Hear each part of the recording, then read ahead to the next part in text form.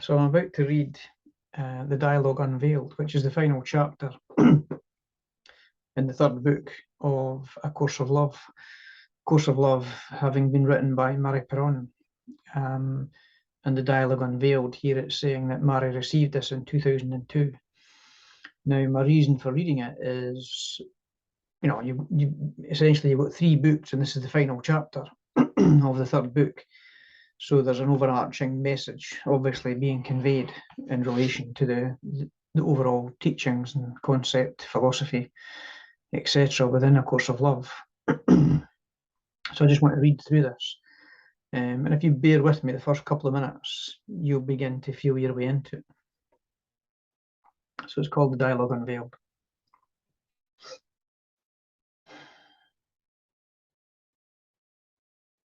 The following was received by Mari Perron in 2002. There is no structure and can be no template for dialogue. Imagine going into conversations with two different people at two different times with a design on the type of dialogue you might have. Precision and perfection are only possible for structures, not for beings, for systems, not for liberty. The system of liberty is thus an imperfect system, but it is also near to perfect for this very reason. Liberty can be systemized, but exists as an idea that all voices must be heard, that ideas themselves have an existence that cannot be denied through disagreement. In dialogue, you can experience freedom from structure and freedom from details of perfection and precision. Dialogue is an imprecise act and an unpremeditated act. It is an experience of what is happening in the moment, which is all experience is, in truth.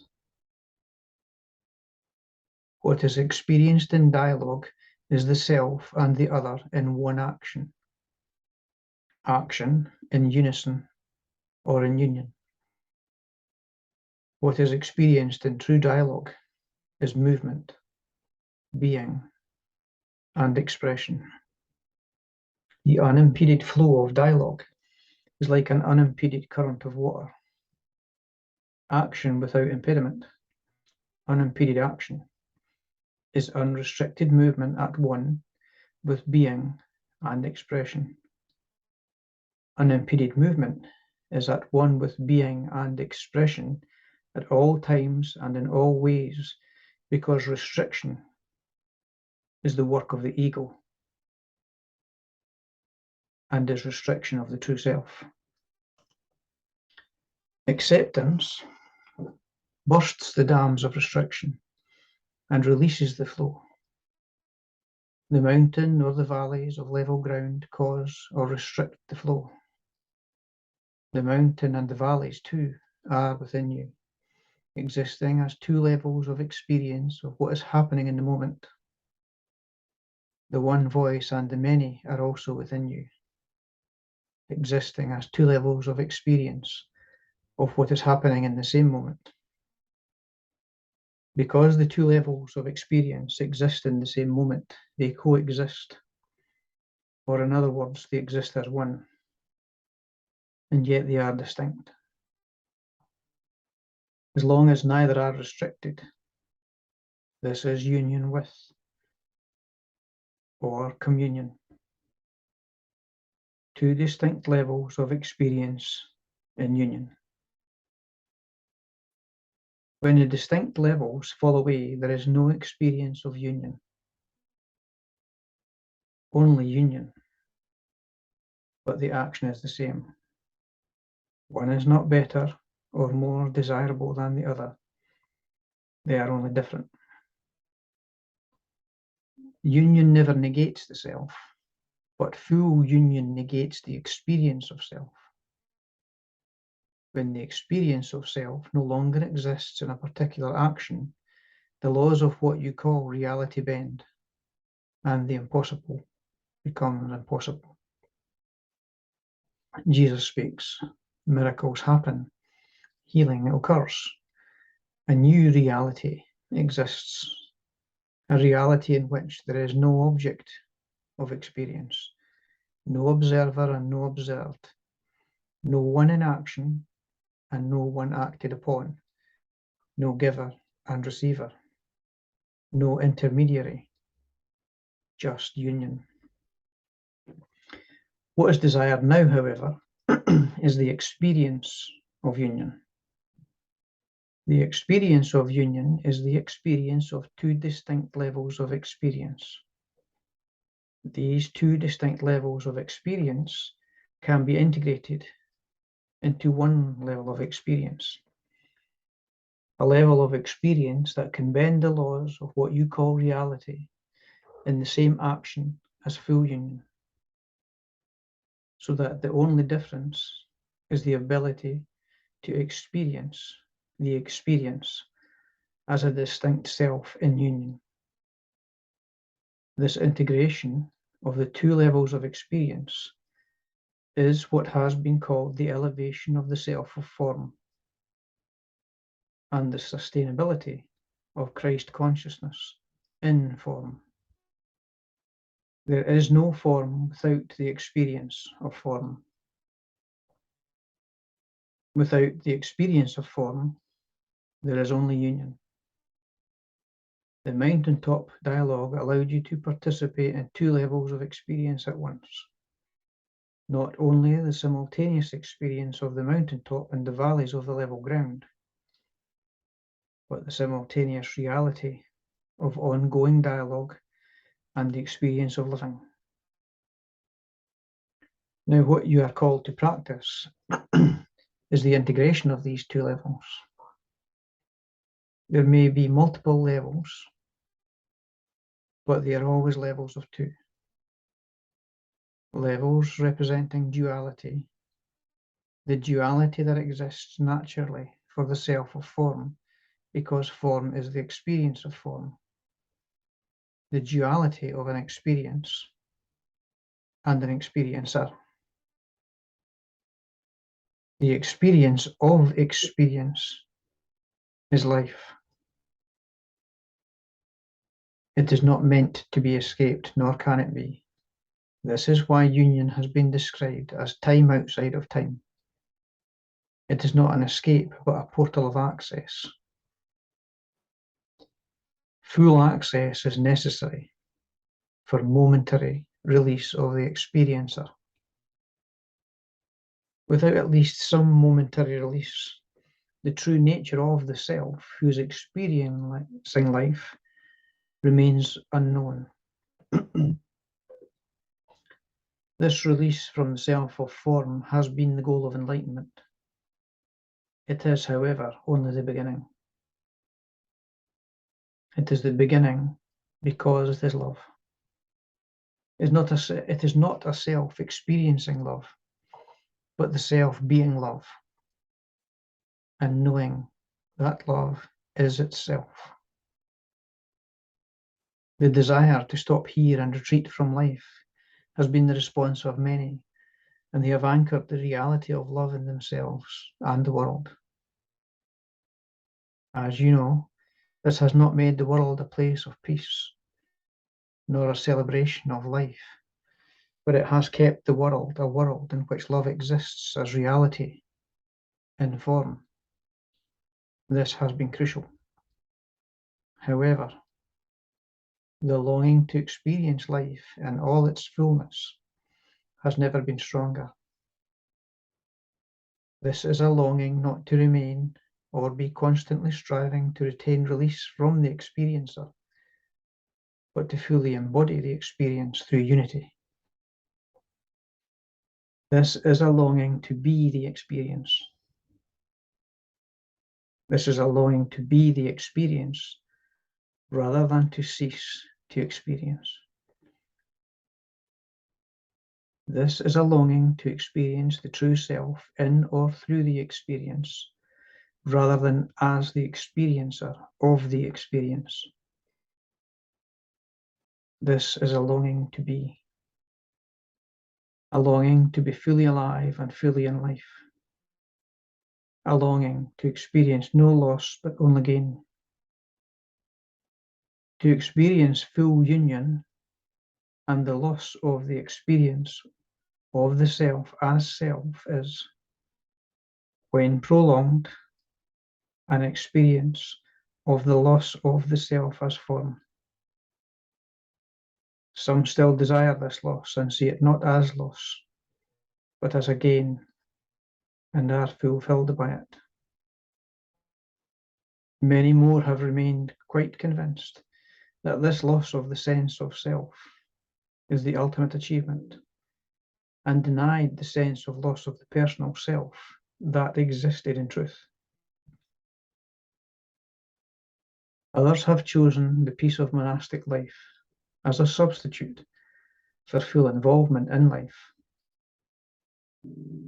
seeing abstinence from experience as one way of retaining the peace and love of union. True desire for such choices can, once again, result in fulfillment as the chosen diminution of experiences are not restrictive but true to the nature of the personal self. Thus, the personal self is not being denied, but being allowed to experience its own true nature. Experiencing one's own true nature is bringing the miracle of creation to form. Restricting one's own true nature blocks the miracle of creation. A tree is here to be a tree. If there were a mechanism whereby it could restrict its nature and not be a tree, then it would be something else. But there is no such mechanism, as there is no such mechanism in you. You cannot be something else by restricting your nature. You can act like you are something else. This acting like you are something else is the ego. If the tree could act like it was something else, it would still be a tree, and still be even a particular kind of tree.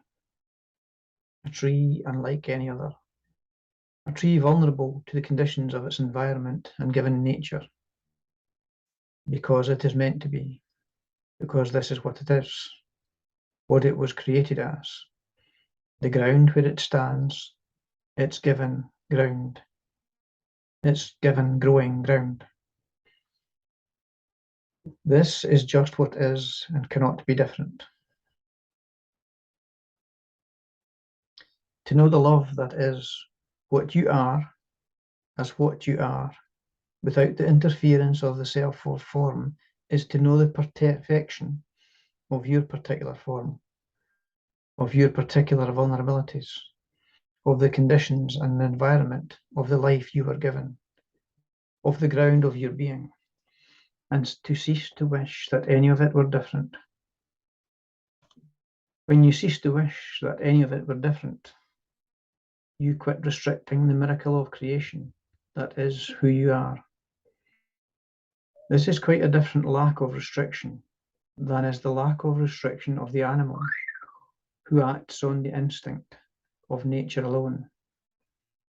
The lack of restriction of many human beings that results in heinous acts upon fellow human beings, is a matter of unrestrained instinct, not unlike that of the animal.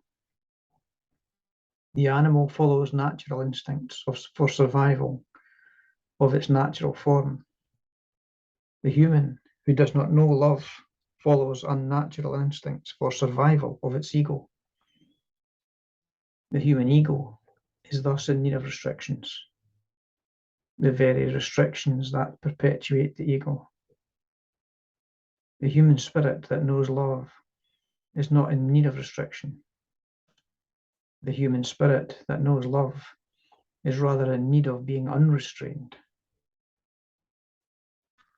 It has been the very act of restriction imposed from both within and without, that caused the birth of the ego, the fake or imitation self. The imposition of restriction led to the equally false imposition of acquisition. Restriction was experienced as lack, acquisition as gain. From the most innocent of children to the kindest of adults, the restriction of action or behaviour, the restriction of feelings, the restriction of the truth of what is experienced is the most common of actions. Restriction leads to denial, so that soon there is no awareness even of the restriction. Denial deadens awareness due to the erection of boundaries. The self of form becomes a boundary that keeps all experience, all feelings, and all action that is judged as needing to be restricted at bay. Judgment becomes the guiding principle for all that the self of form is allowed to experience, feel, or act upon. Movement, being, and expression cease. These actions of restriction, denial, boundary erection, and judgment are so manifested without because they are so held within, following the principle of as within, so without. They permeate the experience of life so that it is experienced as a life of restriction, denial, boundaries, and judgment. True dialogue begins to dilute this permeation, just as if a full sponge were wrung out. True dialogue is interaction without restriction, denial, boundary erection, or judgment. Thus, the imposition of any restrictions, any attitude of non-acceptance, any boundaries left intact, or any judgments raised create impediments to the free flow of movement, being, and expression. How little have we seen roles as boundaries, agendas as restrictions, goals as non-acceptance of what is, disagreement as judgment.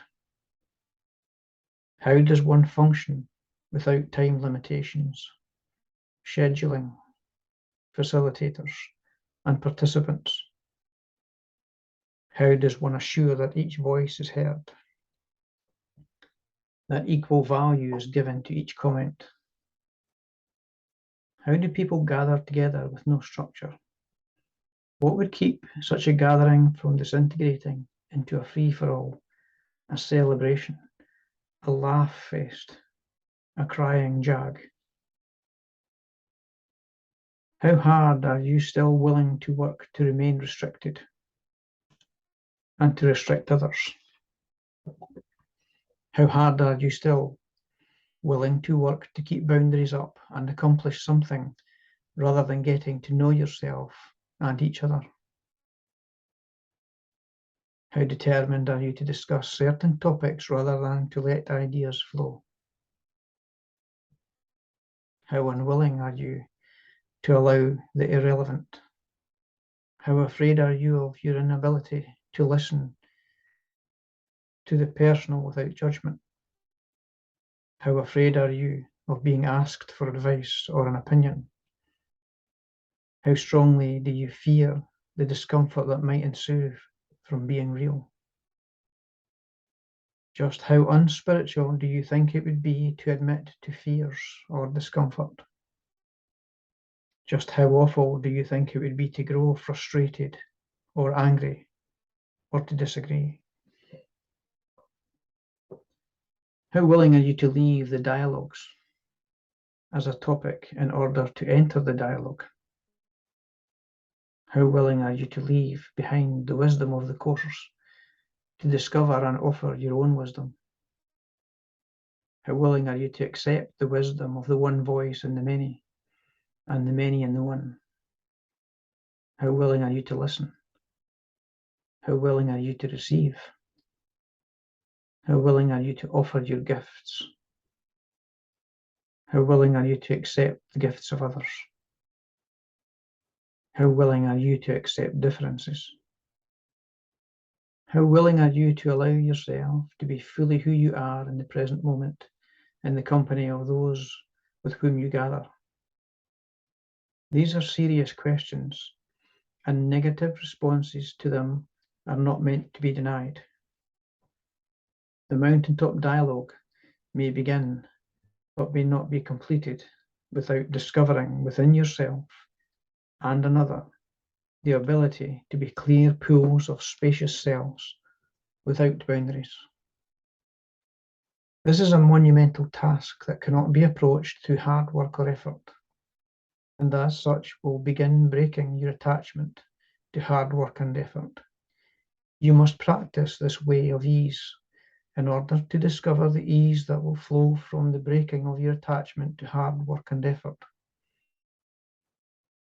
Your attachment to purpose and goals is the same attachment, an attachment to striving, a denial of your accomplishment.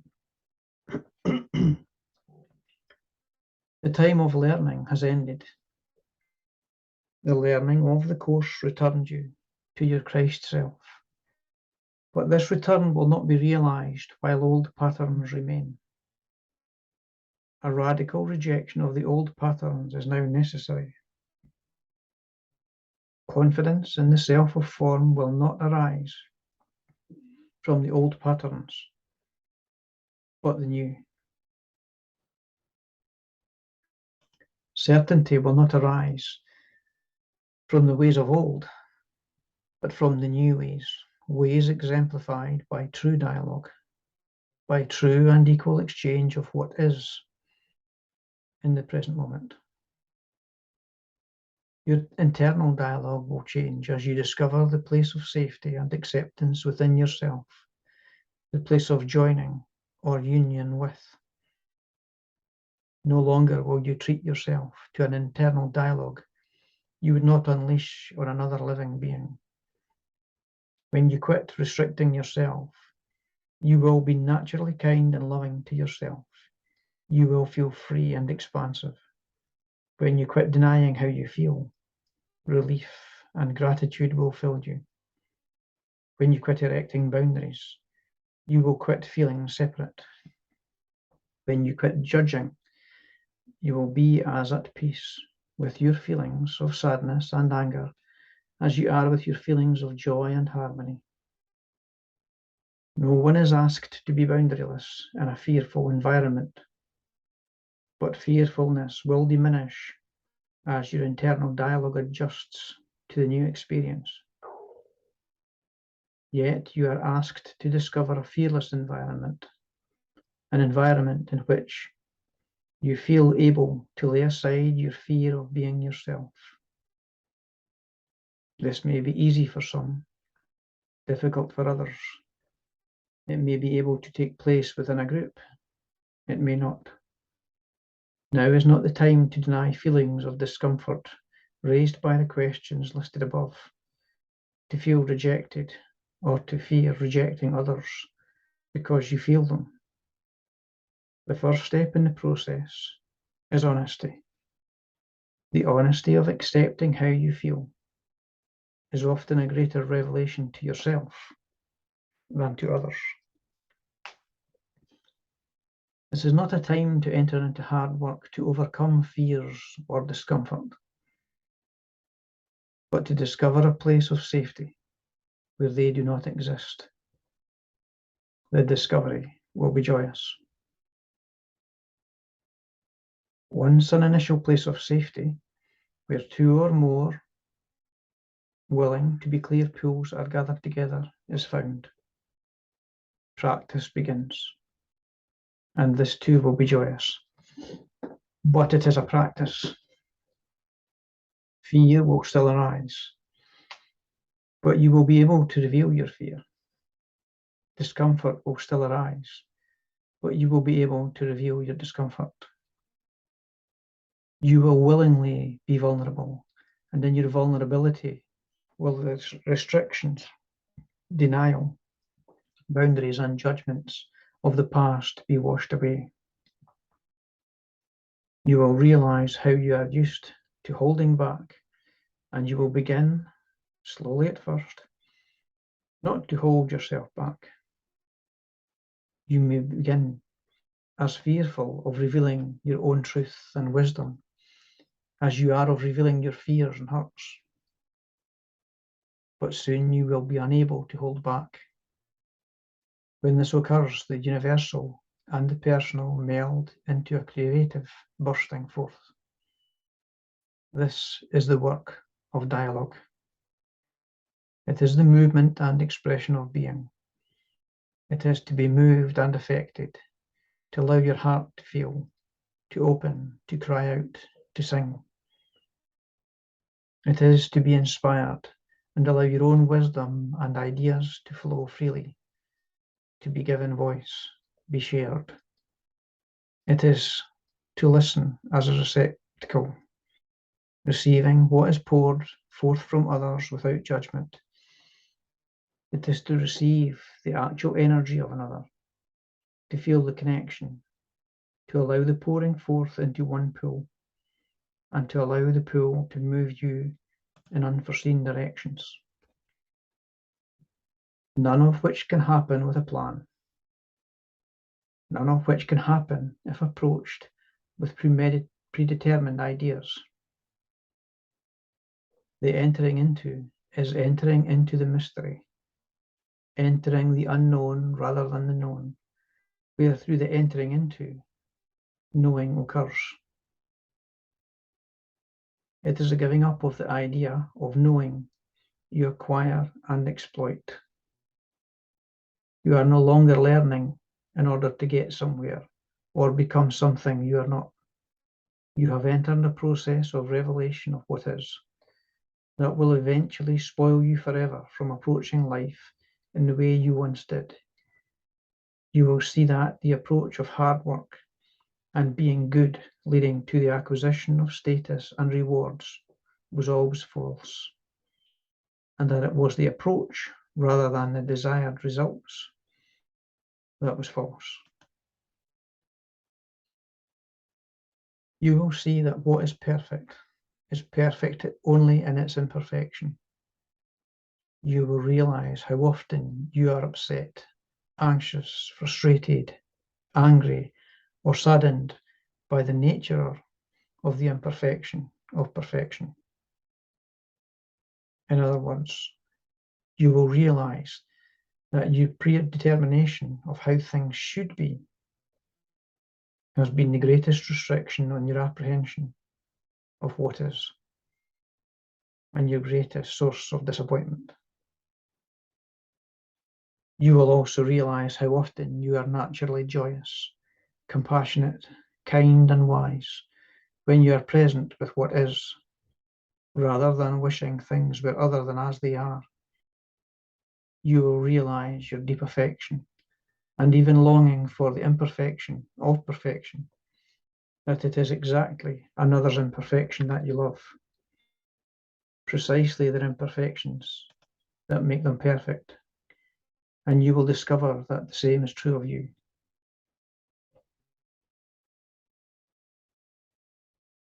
When you are love, being, you will no longer feel a need to be constantly acting loving.